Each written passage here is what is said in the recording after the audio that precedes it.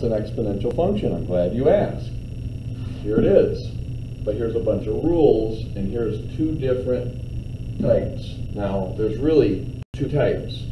There's exponential growth. We'll talk about this in a minute, but that's where b is greater than 1. And then there's exponential decay. That's where b is a fraction. That's what this is essentially saying. Or a decimal, like 0.12 or something like that.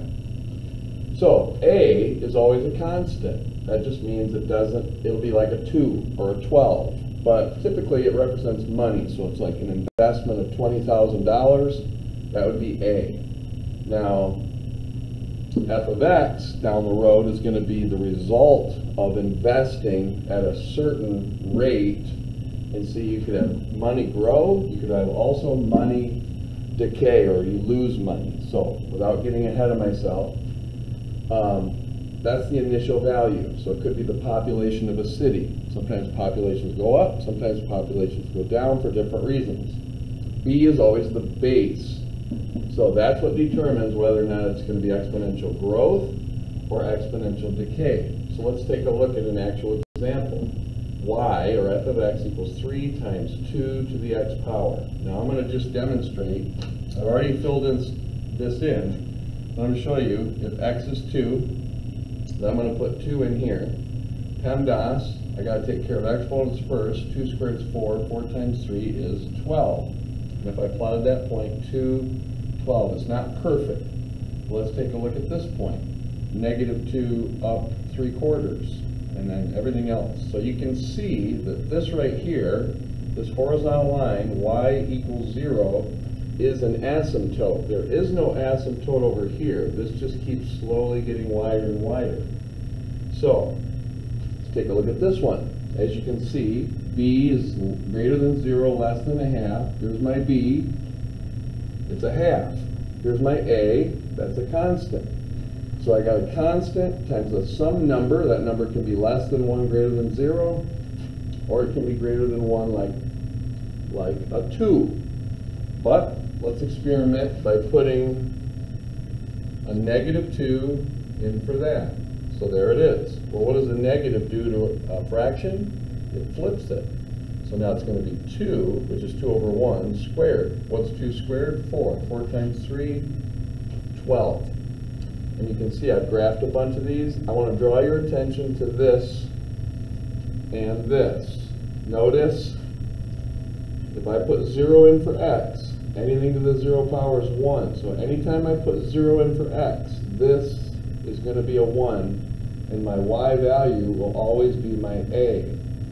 Same thing here. If x is 0, this is 1. 1 times 3 is 3. So this point right here is going to be more and more significant as we continue. So keep that in mind. And there's your little warm-up of exponential growth and exponential decay. Okay, so here's a couple of 3 examples just to kind of test your idea of what an exponential function is and isn't. So remember the rules. First of all, is it an exponential function? Yes or no? Well, remember, these two, that needs to be a constant. This needs to be b. B also needs to be a number, a constant.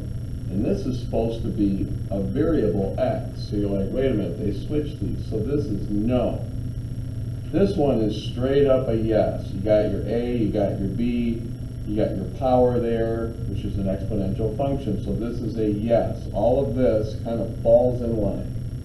Now this one's a little tricky, but maybe not. There's my a, there's my b. What the heck is that? Well, that's 3.14. That's supposed to be a variable.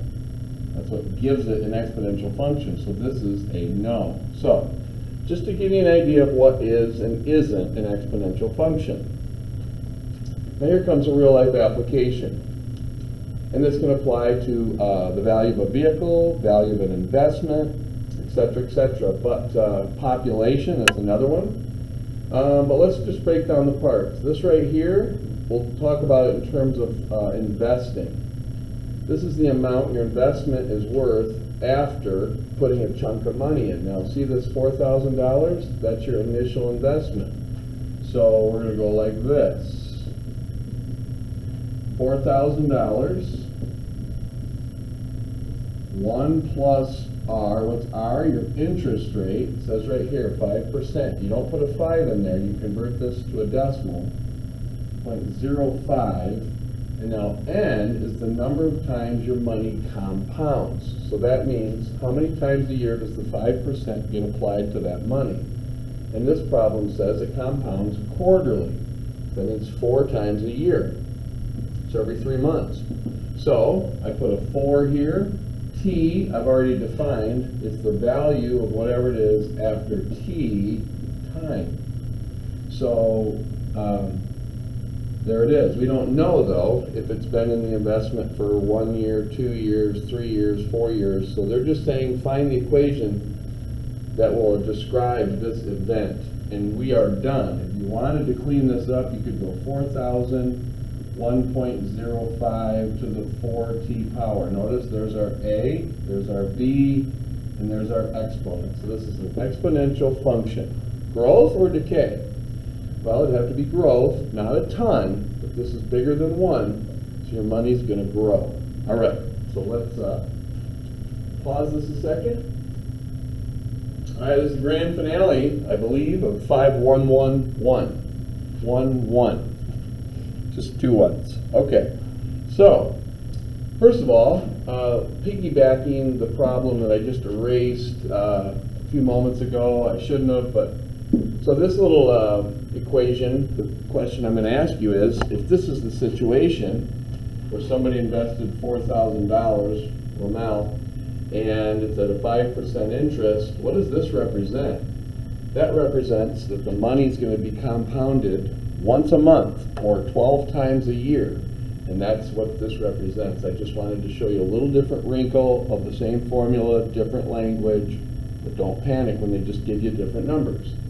So now let's focus on decay. The half-life, that's a trigger right there. Things are decreasing quickly. So things are getting cut in half of a radioactive substance is 14 days. There are 6.6 grams present initially. That's telling you that's letter A. Notice I put it in the position of A. Now the first time I'm going to use this formula. The second time I'm going to use our basic formula where there's A and there's B and there's our variable. So let's concentrate on the top one first. It says the half-life of a radioactive substance is 14 days. Now in the previous problem of investing, T stands for a year. So it's 12 times per year. But this is in terms of days. But wait a minute. This initial substance is cut in half after the 14th day. It's not cut in half every day. So I have to turn this into T over 14 because on the 14th day, 14 over 14 is 1. 1 minus the rate, which is half. It's losing half of itself every 14 days. So on the 14th day, if I was to put a 14 in there, 14 over 14 is 1. 1 minus 0.5 is 0.5. I would be cutting that in half every 14th day. So I can't leave this as T. I have to have it as T over 14. So if it was every 31 days, it'd be T over 31. If it was every 28 days, it'd be T over 28. So knowing that, this is a different variation.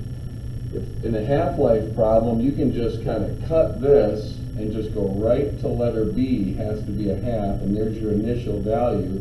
And this is showing you know that it's every 14 days. So we've expressed it 2 ways. I'm going to piggyback this one. It says how much substance is remaining after 22 days. Well, that's saying let T, it says express it as a function of T. So technically I should have put a T in there. So T, I'm going to put 22, so 6.6 times 0.5 essentially to the 22/14. Now I know 22/14 reduces to 11/7. Doesn't really matter what I type in my calculator, but following PEMDAS, I got to go 0.5 to the 11/7. So 0.5 to the 11/7 power, and that is 0.336 times 6.6 to 2.22. So approximately 2.22 grams after the 22nd day. Kind of makes sense because after the 14th day, we'd have half, which would be 3.3. So it's 22 days, it keeps decreasing. So that's it, guys, for 511.